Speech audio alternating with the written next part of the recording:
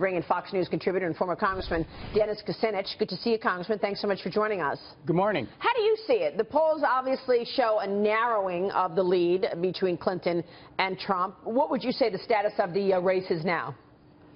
Well, when you look at the key states, such as Pennsylvania, Ohio, North Carolina, Virginia, the race is tightening. And I personally feel that it's going to be a close race. I think Secretary Clinton certainly opened up a lead, but the lead that she had was seemingly prohibitive, but it's not that kind of a race right now. This is going to go right down to the wire. Was Tim Kaine successful there, effective in terms of his attack on Trump, you think? Well, there's a number of things. First of all, Donald Trump not releasing his tax returns, that's a legitimate issue. The second thing is that if I was the Clinton campaign, I would be very careful about putting any attack lines out there that relate to undue influence by foreign interests, because that comes right back at them with respect to the Clinton Foundation. The third thing is that I don't think that Donald Trump would be well advised to respond to the vice presidential candidate of the Democratic Party. He's running head-on against Secretary Clinton. Really, this is like a couple of kids in the playground going, I know you are, but what am I? I was thinking... Because all I see here is projection. Wouldn't it be great if both sides could be straight with the American people? If Donald Trump would just put out his tax returns? We all know that Clinton's ties to the foundation's ties to donors are ridiculous. So are the Trump campaign's ties to Russia. Just lay it all out there, including your medical records. Well, do you really think Trump has more connections in Russia than Hillary Clinton? I mean, do you really think... This whole Russia connection with Donald Trump, it's like head-scratching. I mean, you know, all I know is Carter Page, his foreign policy advisor, went into Moscow, made an anti-American speech, and then met with the Russian prime minister. That's not Reagan-esque to me. I just think that it should be mandatory, rather than fighting about you won't release this and that. I think all presidential candidates should have to release their health records, their financial records, and their foreign ties. Let the people see it and make a choice. Anthony, you're being awfully quiet. Yeah, no, I'm trying to figure out which campaign you're going to be working on in 2020. You're going to be really good, though. Yeah, thank you. You're going to be really, really good. Yeah. I just got to say two things. Okay, the one thing about Trump and the tax returns is after the Romney debacle last time, Trump probably doesn't have the highest tax rate in the land because a lot of this stuff is tied to his real estate holdings.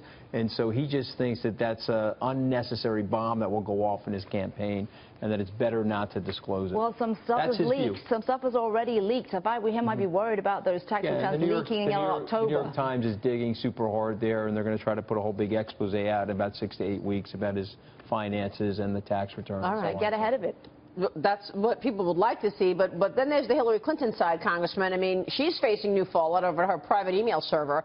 The FBI finding 30 new emails with possible ties to the attack in Benghazi. They're planning to release its investigation notes as early as today, the FBI investigation notes. So what about that? Does Clinton need to address this email scandal head on and talk directly to voters about her email server, which she has yet to do? Well, I think she's tried many times to communicate about the email server. It hasn't been greatly successful, obviously. I'll tell you, the real danger here is any emails relating to Benghazi open up the discussion again about the American deaths and, frankly, the whole Libyan debacle, because you don't go to Benghazi unless you first invade Libya. And I think the real concern that the Clinton campaign ought to have is opening up a discussion about Libya, because that is not a good place for her campaign to end up having to explain. But when does this slow bleed turn into something critical for her?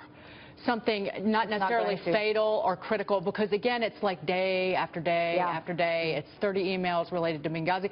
I don't want to. I'm not dismissing this, but it's a little bit of information at a time, and you've yet to have the Trump campaign really put it together. It has no big impact, and the trouble for the Republican side is that this stuff came out too early.